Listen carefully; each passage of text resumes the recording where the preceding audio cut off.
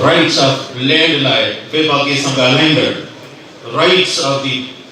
poor people's life, humanitarian basis से कई उन कम कया हैं तारुफ जो मोहताज को ने तहां जो असल दोस्त जनाब सज्जाद अहमद चाइडो साहब के गुजारिश है पाणचन ऐं अवां के पंहिंजे ख्यालनि खां वाक़ुफ़ जनाब सज्जाद अहमद चाइडो साहब मशहूर है हाई कोर्ट बार एसोसिएशन के नुमाइंदनि जो जिन्हनि ही तकरीबन मुख्य मसलो पाकिस्तान जो वॾी त बदकिस्मती सां सभु हुन जा शाहिद आहियूं फ़रियाद जो दाख़िल थियणु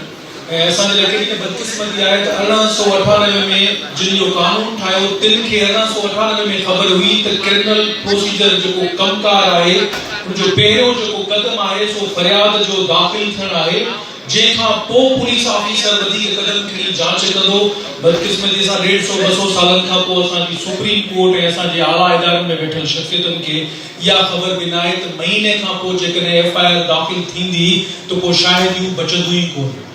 ऐं ख़ुदि सुप्रीम कोर्ट जा फ़ैसिला आयल आहिनि ऐं रेफर कंदुसि हैदर अली जो केस जेको 2015-1724 पेज ते आहे जंहिंमें सुप्रीम कोर्ट त हुकुम ॾेई चुकी आहे FIR जेका आहे सा ऑनलाइन दाख़िल थियण जो जेका इक़दामात कया वञनि ऐं पाकिस्तान जी हुकूमत समेत समूरनि सूबाई हुकूमतुनि खे उहो हुकुम मिलियल आहे त घर वेठे ऑनलाइन माण्हू फ़रियाद दाख़िल करे सघे थो पर बदकिस्मती सां ही जेको हाणे कमु थियो आहे आऊं बि ॻाल्हि करणु चाहींदुसि त असां खे इहा ॻाल्हि ज़हन में रखणु खपे त पाकिस्तान में बुनियादी तौर ते अञा ताईं नज़रिया जी ज़रूरत मोह कोन्हे उहो मुख़्तलिफ़ शिकलुनि में असांजे साम्हूं अचे थो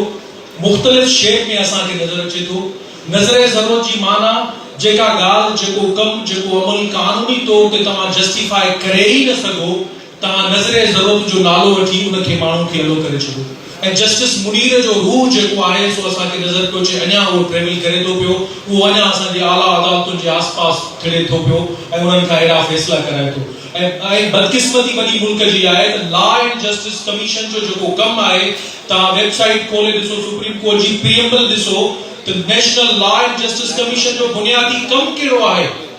तो अदालतुनि ॾांहुं असांजा रिकमेंडेशन्स मोकिलींदो आला अदालतुनि ॾांहुं ही जेको असांजो जुडिशियल सिस्टम थो अचे उन में केतिरियूं बहितरियूं आणजनि उन जे बजाय जेकॾहिं असांजे लॉ एंड जस्टिस कमीशन खे वाटर कॉन्फ्रेंस कॉल कराइण में कयो वेंदो इन्वॉल्व ऐं सुप्रीम कोर्ट केसनि जे उकलाह खे छॾे करे सुप्रीम कोर्ट लखे केसनि खे नज़रअंदाज करे जेकॾहिं डेम ठाहिण जा फंड जमो करण लाइ केसनि जा फ़ैसिला ॾींदी सुप्रीम कोर्ट जेकॾहिं माण्हू जेके सज़ाऊं पूरियूं करे तव्हां ॾिठो हूंदो अख़बार में ख़बरूं थियूं अचनि त सुप्रीम कोर्ट फ़ैसिलो कयो त फ़लाणे माण्हू खे अपील हलो थी कजे या कुझु करियो ख़बर में त अमरा मरी चुको आहे जेल में के साल पहिरीं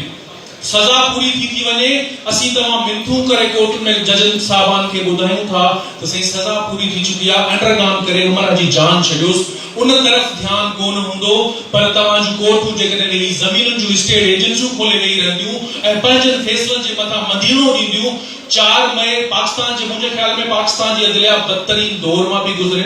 बदकिस्मती आहे असां सभिनि जी ऐं साॻी ज़रूरत आहे वकीलनि खे जेका एजुकेशन असां हिन खां पहिरियां 2 साल 3 साल कईसीं वरी हुन जी ज़रूरत पई आहे त असांजूं बार काउंसिलूं असांजूं बार एसोसिएशन्स अॻियां अचनि अॻिते वधनि ऐं फ़ैसिला कनि मां हिकिड़ी रुगो मुख़्तसिर ॻाल्हि आख़िरी कंदुसि 4 मई 2018 ते सुप्रीम कोर्ट जो फ़ैसिलो आहे त ही फिलानो जेको 25,000 एकड़ ज़मीनुनि जो सौदो थियो आहे सो गैर कानूनी आहे it does not exist at all उन फ़ैसिले में या 3 नुक़्तनि ते फ़ैसिलो 4 मई ते लार्जर बेंच सुप्रीम कोर्ट जो ॾिनो आहे त ही जेका ज़मीन जी ट्रांज़ेक्शन थी आहे सा गैर कानूनी थी आहे हिन में फ्रॉड थियो आहे हिन में धोखो थियो आहे ऐं नेब खे हुकुम आहे त 3 महीननि जे अंदरि इन्हनि जेको धोखो कयो आहे उन जे ख़िलाफ़ रेफरेंस दाख़िल करे ऐं केस दाख़िल करियो ऐं चौथों जेको उन में आहे त जेका ज़मीन जंहिंजी आहे सा उनखे वापसि थींदी उन में हिकिड़ी लाइन जेका ऐड थी आहे असीं गुज़ारिश था ऐं तर्जुमो पे पढ़ण जी ऑर्डर जो एज़ इट इज़ असीं गुज़ारिश था करियूं चीफ जस्टिस ऑफ पाकिस्तान खे त ही जेको असां मथो फ़ैसिलो कयो आहे इन ते अमल दरामद करण लाइ अमल दरामद जी बेंच ठाहे ऐं अमीं तमीं जेके असीं सभु कानून जा शागिर्द आहियूं जेके मुंहिंजा सीनियर रहनुमा वेठा आहिनि ॿुधी करे हैरत थींदी त जेका अमलदारी बेंच आहे उन वटि न कंहिं अपील दाख़िल कई न कंहिं रिविजन दाख़िल कई ऐं हुन पंहिंजो रूह ऐं स्पिरिट जेको पहिरें फ़ैसिले जो कंहिंखे मञणो ॾेई करे उहा ज़मीन जंहिंजी हुई उन मालिक खां पुछण खां सवाइ उन जा पैसा हुते जमो थी विया ज़मीन उहा उनजे हवाले थी वई बदकिस्मती आहे पाकिस्तानी तारीख़ जी लखे एकड़ ज़मीन असी जेके गवर्नमेंट भी मां मुख्तसर आखिर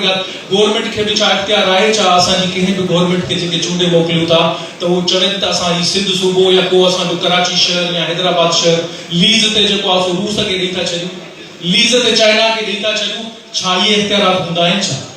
ऐं कोर्टुनि जे मार्फत कम पिया थियनि तंहिंजे करे दोस्तो तव्हां असां जेके कानून जा शागिर्द आहियूं ही वरी उहो दौर आयो आहे असांखे अखियूं खोले करे इनखे संभालणो पवंदो ऐं ही जेके मामला हींअर थियनि पिया जेके इदारा इस्तेमाल कया पिया वञनि पंहिंजे नाजाइज़ मक़सदनि जे लाइ उन्हनि इदारनि जे अॻियां तमामु असांखे दीवार थी बीहणो पवंदो ऐं खेनि ॿुधाइणो पवंदो त संदन असली जेको कमु आहे तव्हां उन कम ते ध्यानु ॾियो जंहिं कम जी पघार खणो था जंहिं कम जा अलाउंसिस वठो था उहो कमु तव्हां करियो कोन पिया अवी डेम पिया ठहिरायो अवी स्टेट एजेंसी खोले ज़मीनुनि जा पैसा वठी पाण वटि रखे उहे ज़मीनूं ॾींदा था वञो इन्हनि जे ख़िलाफ़ वकीलनि खे उथी बीहणु खपे ऐं पाण सभिनि खे गॾिजी किरदारु अदा करणु खपे न त उहो ॾींहुं परे कोन्हे जो पाण सभु हिते पाण सभिनि खे करे ईअं महसूसु न थिए त असीं हिते घुमण आया आहियूं को वीज़ा वठी पंहिंजनि शहरनि में घुमंदा न वठूं हिते धारियुनि जी ॿाहिरि जी आबादकारी थी वेंदी तंहिंजे करे पाण सभिनि खे स्टेट वठी किरदारु अदा करणु खपे थैंक यू सो मच